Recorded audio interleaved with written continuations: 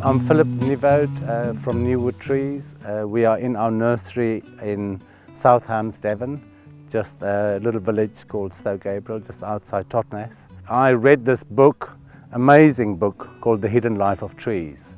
And it was all about how single species or genus will communicate with each other through their root system.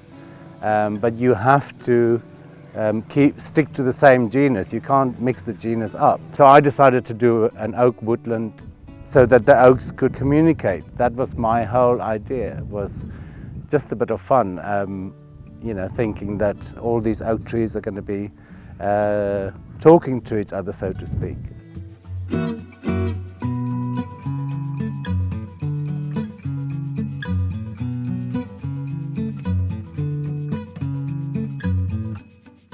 Yeah, see, I can't leave anything alone.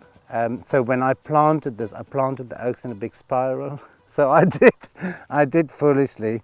I think I've lost one up in the top corner, so my spiral isn't quite unique. But I always had this vision that in 100 years' time, when somebody flies a drone over it, they'll go, "Oh my God, those oaks are planted in a spiral. How did that happen?" So yeah. So I did think about how it's going to look. But now introducing other stuff, like the hazels and the field maple, I'm trying to move a bit away from my interference and making it look a bit more natural. But yeah, so I have thought about how it will look, but hopefully they will all grow up to be, really beautiful big trees at the end of the day. So.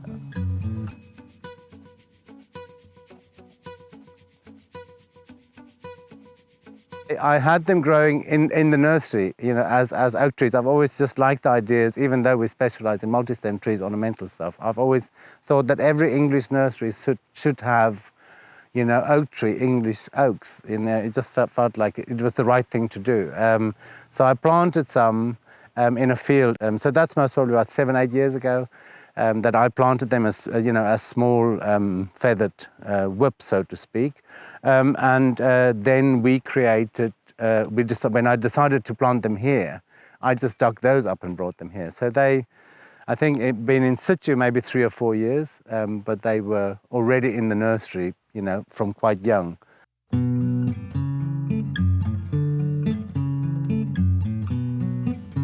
So, by creating this little woodland, what I didn't think about was, and that's even taken us a bit by surprise, is how by leaving everything unattended, no spray, obviously no chemical spray, nothing. We only cut it once at the end of winter, right before spring, we give the grass a cut. And I don't know if you can hear, but the insects,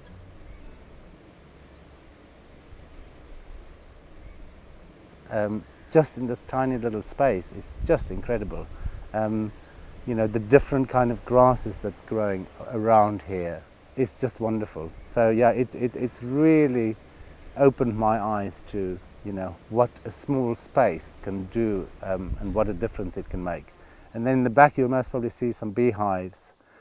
I'm not the beekeeper. I've got somebody from the village that keeps his bees here. I get paid a pot of honey every year for for having the bees. I grew up with the bee. My dad was a beekeeper, so I'm I've always been very keen on bees.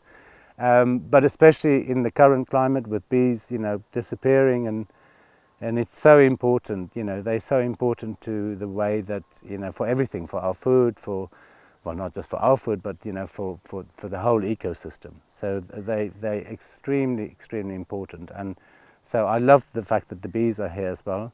On a hot sunny day, they can be quite aggressive, but yeah, we try and stay clear of them and let them be.